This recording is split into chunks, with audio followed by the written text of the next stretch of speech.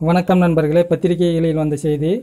பள்ளிகளுக்கு கூடுதல் ஆசிரியர் தேவையா என்கிற விவரம் அரசு சேகரிக்க உத்தரவிட்டுள்ளதாக தகவல்கள் வந்துள்ளது. நம்ம சேனலை மறக்காத சப்ஸ்கிரைப் பண்ணிக்கோங்க.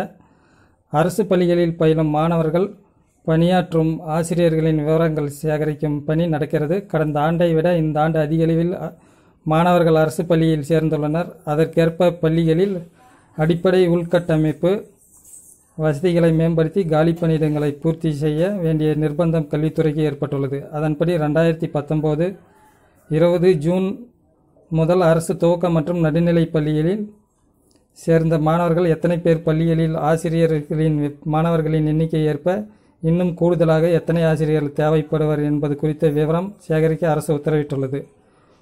பொங்கல் பண்டிகைக்கு பின் ஜனவரி 19 முதல் பொதுத் தேர்வு எழுதும் 10, 12ஆம் வகுப்பு மாணவர்களுக்கு மட்டும் பள்ளிகள் திறக்கப்பட உள்ளது.